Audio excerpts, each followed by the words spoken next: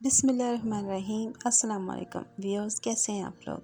आज मैं शेयर करूंगी आपके साथ बहुत ही मज़ेदार चिकन के कबाब। और उसकी ख़ास बात ये है कि इसका कुकिंग टाइम बहुत कम है। जितना आपको फ्राई करने में टाइम लगता है 2 से 3 मिनट, बस इतना ही इसको टाइम लगेगा। और बहुत ही लो बजट है। थोड़े से चिकन में हम बहुत सारे ये ढेरों कबाब बना लेंगे, जिसे बना के आप फ्रीज़ भी कर सकते हैं। और इसमें बहुत कम मसाले और बहुत ही कम चीज़ें जाएंगी। तो चलें इसे बनाना शुरू करते हैं और देखते हैं इसके लिए क्या क्या चाहिए। तो यहाँ पे मैंने लिया है एक बाउल और इसमें मैंने डाल रही हूँ 1 अदद बंद गोभी। हाँ, ये बंद गोभी है जो पत्ता गोभी होती है, और इसको मैंने बारीक स्लाइस कर लिया है, तकरीबन 1 कप के बराबर है। और एक बड़ी शिमला मिर्च ली है मैंने और इसकी जूलिंग कटिंग कर ली। इसको हाथों से मसल लेते हैं ताकि ये अच्छी तरह से जो गोभी है ये खुल जाए और सॉफ्ट हो जाए।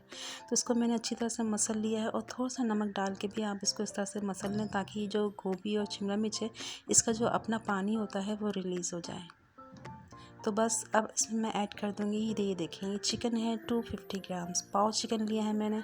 और इसको मैंने काली मिर्चें, लहसुन, अदरक डालकर बॉईल कर लिया था और फिर इसको इस तरह से श्रेड कर लिया। ये चिकन भी मैं इसके अंदर शामिल कर दूँगी। साथ ही मैंने लिया है एक छोटा सा प्याज और उसको मैंने बारीक चॉप कर लिया था, वो भी मैं इसके अंदर ऐड कर दूँगी। इसके अलावा मैंने लिया है थोड़ा सा हरा धनिया और इसको मैंने बारीक चॉप करके इसमें ऐड कर दिया। अब इन सब चीज़ों को अच्छी तरह से मिक्स कर लेते हैं ताकि सारी सब्जियां मिक्स हो जाएं। मेरा बर्तन छोटा पड़ गया था इसलिए मैंने इसको दूसरे में ट्रांसफ़र कर लिया है। तो आपने अच्छी सी मिक्सिंग करनी है इसकी। और अब मैंने 2 अदद छोटे वाले बिल्कुल बॉयल आलू लिए थे और आपने हार्ड बॉयल करना है इसको। बहुत ज़्यादा आलू को गलाना नहीं चाहिए जब आप इसको कबाब में शामिल कर रहे हो। और इस तरह से इसको ग्रेट करके आपने डालना है ताकि ये अच्छी तरह से हमारी इसके अंदर मिक्सिंग हो। और अब मैं शामिल करूँगी ड्राई इंग्रेडिएंट्स। 1 टीस्पून मैंने इसमें ऐड कर दिया नमक। कुटी हुई लाल मिर्चें भर के मैंने 1 टेबलस्पून ऐड की है और 1 टेबलस्पून ही मैंने कुटी हुई काली मिर्चें ऐड की हैं इसमें। 1 टीस्पून इसमें मैं डाल दूँगी सोया सॉस। और फिर हम इसको अच्छी तरह से मिक्स कर लेते हैं ताकि ये जितने भी स्पाइसेस हैं हमारे वेजिटेबल के अंदर मिक्स हो जाए। आप ये देखेंगे इसमें कुकिंग का काम बिल्कुल भी नहीं है। और अब जब मैं इसको इस तरह से मसल रही हूँ तो इस तरह से अब इसको रखते हैं एक साइड पे। यहाँ पे मैंने 3 अदर ब्रेड के स्लाइसेस लिए हैं। स्मॉल साइज़ की ब्रेड है ये, बड़ी नहीं है। और अगर बड़ी वाली है तो आप 2 अदद ले लें। इस तरह से मैंने इसको बड़े पीसेस में कर लिया और उसका चॉपर में मैंने इसको पीस लिया है।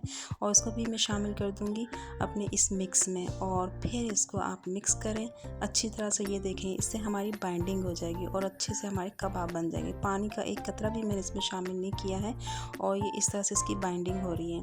तो अगर ज़रूर समझें आप कि अगर बाइंडिंग नहीं हो रही तो इसमें थोड़ी सी मायोनीज़ डाल दें। 1 टेबलस्पून भर के मैंने इसमें मायोनीज़ ऐड कर दी है। इसका बहुत अच्छा सा क्रीमी इसमें जायका आएगा।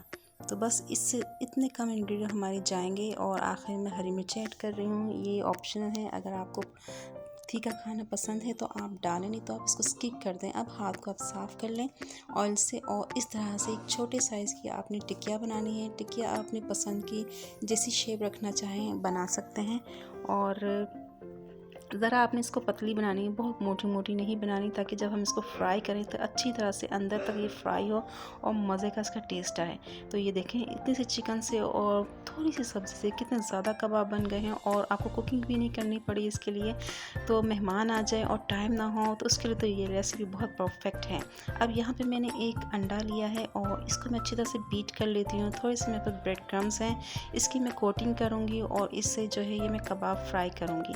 आप ब्रेड क्रम के बगैर भी सिर्फ अंडा लगा के कोटिंग करके भी इसको फ्राई कर सकते हैं। लेकिन चूँकि मुझे इसको थोड़ा सा क्रिस्पी बनाना है और मैं बच्चों के लिए बना रही हूँ तो इसलिए मैं थोड़े से ब्रेड क्रम्स भी लगा लिए हैं इसमें। इस स्टेज पे आप इसको ब्रेड क्रम के बगैर भी फ्रीज़ करके रख सकते हैं या फिर ब्रेड क्रम के साथ, दोनों तरीके से आप इसको फ्रीज़ करके रख सकते हैं। और जब भी ज़रूरत हो आपने इसको डिफ्रोज़ नहीं करना, डायरेक्ट ऑयल में डाल के इसको फ्राई कर लेना है। तो ऑयल मैंने गर्म होने के लिए रख दिया था, थोड़ा सा मैंने ऑयल लिया है। और इसकी कुकिंग हमने बिल्कुल भी नहीं करनी, चिकन भी उबला हुआ है और वेजिटेबल की पकाने की ज़रूरत नहीं है। हमने इसको गोल्डन कलर देना है, अच्छा सा एक प्यारा सा कलर आ जाएगा तो फिर इसको निकाल लेंगे। सिर्फ 2 मिनट लगेंगे इसमें। और आप देखें चूल्हे का काम हमारा सिर्फ 2 मिनट का ही है। इसमें मज़ेदार खूबसूरत सा कलर आ गया है और बहुत ही टेस्टी बने हैं। इसको बनाइएगा ज़रूर, ट्राई ज़रूर कीजिएगा, आपको बहुत पसंद आएंगे इंशाल्लाह, ये मेरी गारंटी है। और आप एक बार बनाएंगे तो उसको बार बार लाजमी बनाएंगे। कमेंट करके ज़रूर बताइएगा आपको मेरी रेसिपी कैसी लगी। फिर मिलेंगे इंशाल्लाह किसी अच्छी रेसिपी के साथ। तब तक के लिए अल्लाह हाफिज़।